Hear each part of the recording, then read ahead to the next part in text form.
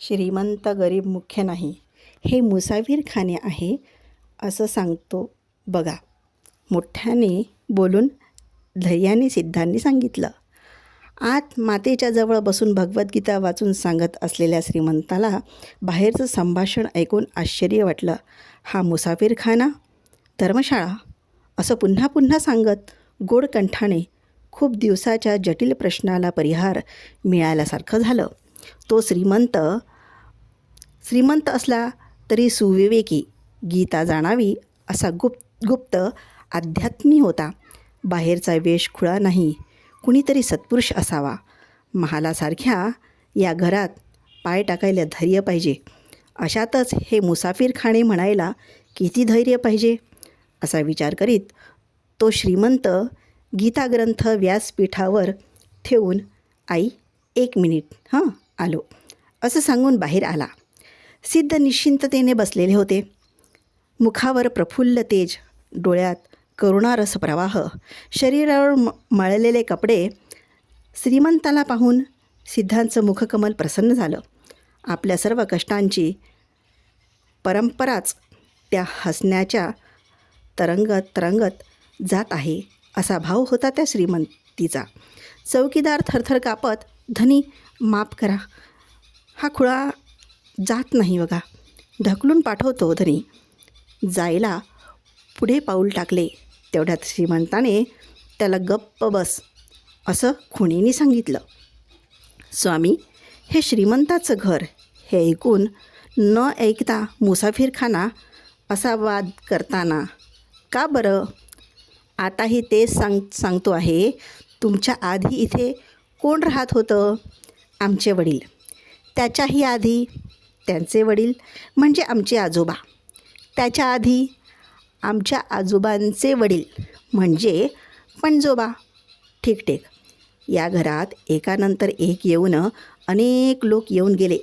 प्रत्येकाचा जीवनकाळ 1 दिवस असं समजलं तर प्रत्येक 1 दिवस राहून गेल्यासारखंच ना.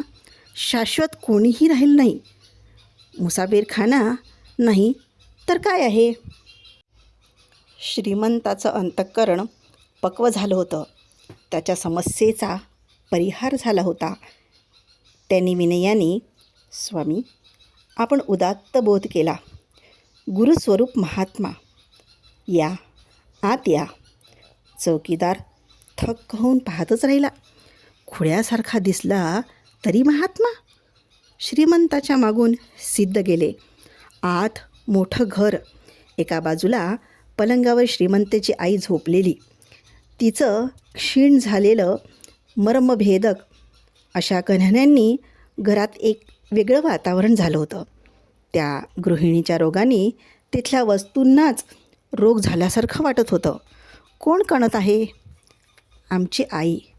3 महिन्यापासून तिला पोटशूळ, पोटाचा कुठला तरी रोग झाला आहे. कुठल्याही औषधाचा गुण आला नाही. विपरीत कष्ट सहन करीत आहे. सिद्ध पलंगाजवळ जाऊन त्या मातेचा हात पकडून पाहिलं. झोपलेल्या अवस्थेतच तिने हात जोडले. श्रीमंत हो, हे पूर्वजन्माचं कठीण कर्मफळ.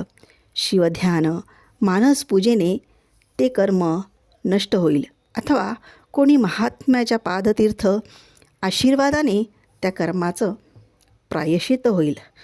आपणच महात्मा. मी महात्मा असं कसं समजलास? स्वामी, पाहूनच माहीत होते. तुमच्या वाणीत वेदोपनिषदाचा संगम आहे.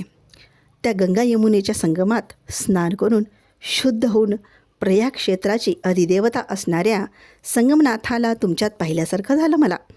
नव्हे, पूर्वकर्म जाणणारा, गुह्य पाहणारा ज्ञानी महात्मा एकच.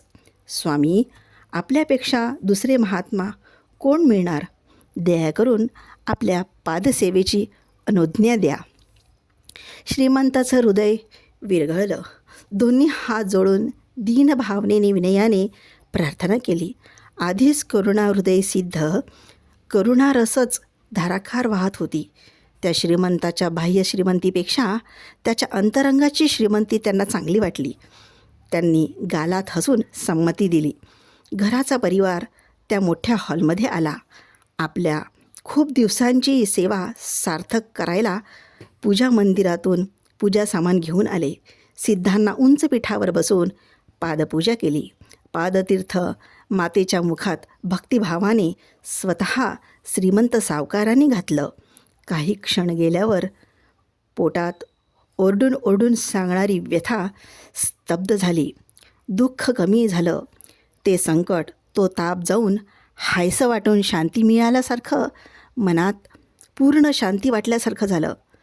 कण्ह, गोंधळ गायब झालं होतं. निस्तेज असणाऱ्या डोळ्यात भक्ती जागृत झाली होती. अगोचर श्रद्धाशक्तीने तिला पटकन उठवून बसवलं. आहा, बाबा, बाबा, माझं दुःख पळून गेलं. आहा, किती किती बरं वाटत आहे मला. गुरुदेवा, माझ्या दुखण्याचा आवाज तुम्हाला आला म्हणूनच धावत आलात का? त्या मातेने हात जोडून चालत उठून येऊन सिद्धांच्या चरणाला नमस्कार केला. आई, तुझ्या श्रद्धाभक्तीनेच तुला वाचवलं. तू महाउन्नत सद्गुणांची, म्हणून तुला मी महात्मा दिसलो, असं सांगून तिच्या डोक्यावर हात ठेवून आशीर्वाद दिला. तिचं दुःख, रोग सोडून पळून गेला. त्या हॉलमधलं रोगाचं वातावरण जाऊन भक्तियुक्त डोळ्यासमोर झालेली चमत्कार सदृश्य घटना पाहून ते सर्व दिग्भ्रांत झाले. दिव्य पक्वान्नभरित नैवेद्य, मृदुशय्या सिद्धांची वाट पाहत होते. ते नम्रतेने ग्रहण करून सिद्ध त्यांना नामजप, साधू संतांच्या सेवेत राहा असं सांगून तिथून निघून गेले. सिद्ध स्वच्छंदतेने फिरणाऱ्या वनराजासारखे संचार करत गयाक्षेत्री आले. ते धावत नव्हते, पण त्यांचं चालणं दिव्यश्वासारखं, सावयव दिव्याग्नीसारखं. इथे राहणारे तिथे, तिथे राहणारे अजून थोड्या वेळाने कुठेतरी. सुंदर अशा शिवदेवालयात सिद्धांनी पाऊल टाकले.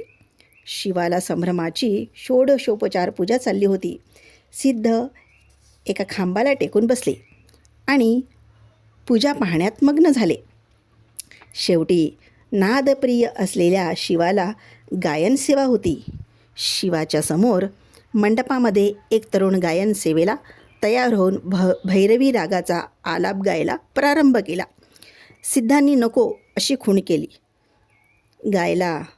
गायकाला ह्या प्रसंगात क्रोध आला. गाभाऱ्यात असलेला पुजारी परिवार इकडेच धावला. सेवेत आड आलेला हा खुळा आहे असं म्हणून क्रोधानं पाहत गायकाने पुन्हा भैरवी रागाचा आलाप चालू केला. सिद्ध पुन्हा नको असं म्हणून मान हलवली. गायकाचं मुख क्रोधानं रक्तवर्ण झालं. वाद्य खाली ठेवून छाती फुगवून तीक्ष्ण नजरेने पाहत, ए खुळ्या, ही गायन सेवा समजलं का? मध्येच थांबवू नकोस. देवाला संप्रीत करायचं साधन हे. गप्प राहून ऐकत राहा.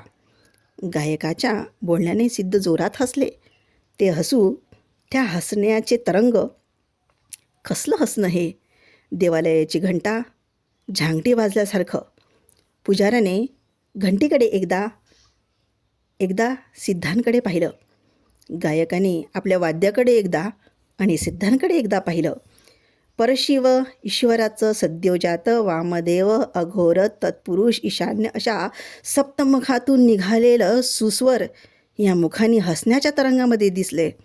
हसणं थांबवून गंभीरतेने, ए बालक. काय बालक? मी युवक गायक. गायक कलेत तू अजून अप्रबुद्ध. गायनाचं ज्ञान नसलेला तू बालक नाही तर काय? मला ज्ञान नाही म्हणता? मी अप्रबुद्ध असं का? संगीत परीक्षा दिल्या आहे मी. तुला काय मतिभ्रम? पूजेच्या वेळेला आडवा येतोस काय?